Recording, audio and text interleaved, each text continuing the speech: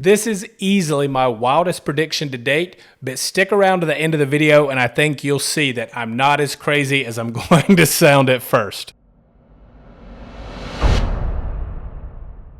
Now, 3.5 months may seem a little bit premature to start having this conversation, but hear me out. December, that's when we get our carryover models, which gives us a big clue on the bikes that are not getting a change other than the color. Now, another thing that I found strange was it's the middle of September at the time of putting out this video, and we still don't have a mid-year bike. Now, are we even going to get one this year?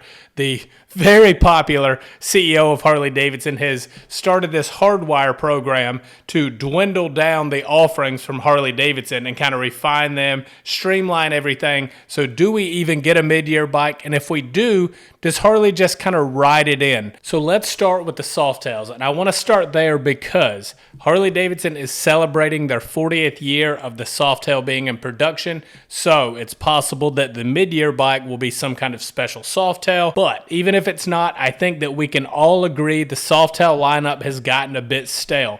Now, I am a big fan of the Lowrider ST and still am, but let's be honest, there was a lot of buzz around that bike when it came out. Sales did really good in the beginning. You go to your local Harley dealership and they are all over the sales floor. So that tells you that sales on those things have slowed down. And I think one thing that caused that is the touring bike prices coming down, kind of bridge that gap where they're a lot closer in price than they were previously. For a little bit more money, you get something on the touring chassis that people perceive as a better value. I would have to agree. I don't necessarily care about having the music in the fairing, but it is a really nice, comfortable platform that kind of does it all. Now, other than a brand new model, which I'm just very skeptical that we're going to see. Don't get me wrong. I would love to see a brand new Softail. I'm just skeptical that that happens. Other than that, what can Harley Davidson do to spice things up for the Softails? Now, one thing that I've been calling for a while now is a new gauge system, something like on the Sportster S, and I know a lot of the older crowd doesn't like that. They still want the analog speedo and RPM gauge, but I think moving into the future, all the other manufacturers are already doing this. Harley Davidson is kind of late to the dance, which is standard practice for Harley Davidson. Now, in their defense, usually when they bring something, they do get it right in these regards. If you put that Sportster S gauge on the Softails, now you have built-in navigation, you have all these other features. You could also integrate ride modes with that. Those are two features I think would be a huge benefit to the Softail lineup to kind of wake those up and add some excitement to that line. Now, the other question is, could we see a price drop like we did with the touring bikes? I'm kind of skeptical of that, but as I said with like the Lowrider ST, it's just so close to that touring bike money. I think if they brought it down just a little bit, it would be appealing again. Let's say 20 grand instead of the, I think it's $23,000. I think that 20 grand price point, but then you have to take the Lowrider S, which I'll be honest, big fan of that bike as well. It's very long in the tooth. It's time to shake things up and do something different on that motorcycle. So let's move on to our limiteds. You have the limited and you have the Road Glide limited. Now, I've seen a lot of videos recently with people speculating that those bikes were going to go away completely, and then you would just buy a Street Glide or a Road Glide and you would build that into your limited. I'm a little unsure of that just because of right now, as it stands with the current engine guards on the touring bikes, you can't just mount lowers onto that bike. So yeah, you can get the King Tour Pack, put the lights in it, do all the stuff, and you are at like a $6,500 difference if you want a limited versus if you want a street or Road Glide. So I do think you could do it financially and make it make sense. I think that would be a dealership thing. Obviously, I think you would handle all that at the dealer, and maybe Harley is looking to do that. I, for one, just don't see it happening that way. I think what we're going to get is a facelift on those bikes. I think Harley Davidson was probably using up the last of their inventory for those Rushmore style fairings, and I think they want to give their older customers a chance. If you want to buy a brand new limited, You kind of see the writings on the wall. They're probably going to change to the new body style. If you're not interested in that, well, here's a brand new limited for you to go ahead and ride out in your golden years. Which also raises another good question. Are the Tri-Glide and RG3 models going to get the new fairing? I would have to say so. I can't see Harley wanting to keep producing that Rushmore fairing other than just for parts, for damages, etc. to the Rushmore bikes. So I do believe those bikes will get the updated fairing, and I think they'd look good. I think that will really modernize those trikes and make them look cool, especially the Tri-Glide. I'm a big fan. I'm holding out with the Batwing. I'm a Batwing kind of guy, so I think that Batwing with those integrated turn signals on a Tri-Glide will speak to a lot of people, and I think those will do well. Now, as for bikes that I think are going away, I said last year I thought the Softail Standard was gone. I think a lot of other people were predicting that. I'm going to go with that again this year. I just feel like it's too close in price to the Street Bob. And with the Street Bob, you get 2 up from the factory. You get a little bit more displacement in your engine and a slightly better looking bike for not that much more money. The Softail Standard is also the last Milwaukee 8 that's available in the 107 cubic inch. So if Harley does away with that, they can do away with that issue as well. Now, another bike that I hate to put on this list is the Road King Special. So we lost the Road King Standard already, and a lot of people were upset by that, rightfully so. The Road King Special just doesn't have that same iconic Harley Davidson look, that same classic styling. It comes all blacked out and stuff. I don't think that's what the Road King customers want, and sales prove that. I still love that bike, but I see them in dealerships. They are very, very slow movers. Once again, you're really close to Street Glide, Road Glide money. For a little bit more, you get the fairing, you get the big infotainment screen, you get the speakers, you get all this other stuff, and it's just not that classic styling that a lot of the Harley guys are after. So, I hate to say it, but I think the Road King Special could be on the chopping block. Now, do they regroup and bring the Road King Standard back? I would love to see it. I'm skeptical that that happens. And now, for those that have stuck with me, we're going down a very, very, very deep rabbit hole. So let's start with the Road Glide and Street Glide ST models, which we technically don't have anymore. So you do have a touring bike that's an ST, but it's a CVO Road Glide ST. It's not just a regular ST. It also carries that CVO badge on it. So, as we know from Harley Davidson, they like to switch up their CVOs. So, if next year they don't do a CVO ST model, do we have an ST at all? Now, I think it's very likely that the CVO ST could stick around for at least another year. It's an amazing bike. I've done a lot of videos on it. I just did one with a 135 in it.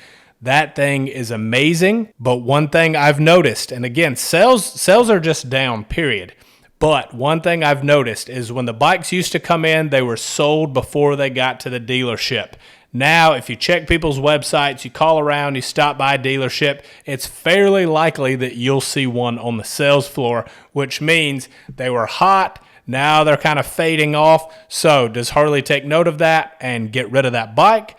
I doubt it. And I say that because I feel like they're a little too invested in that bike to just go ahead and axe it after one more year. I think we'll get it for a second year, and I believe that will be the only ST model in the touring lineup, just like it was this year. Now let's go just a little bit further down that rabbit hole. So why did Harley Davidson make the ST models? Those bikes were born of King of the Bagger race bikes. So this was supposed to be kind of a good starting point, if you will. If you're interested in a performance bagger, this is the one to go with. Sits up a little bit taller, had the bigger engine when it came out, didn't have the stretch bags, had a little bit smaller fender. In my opinion, was the best looking touring bike when it came out. But here's something I think not enough people are talking about.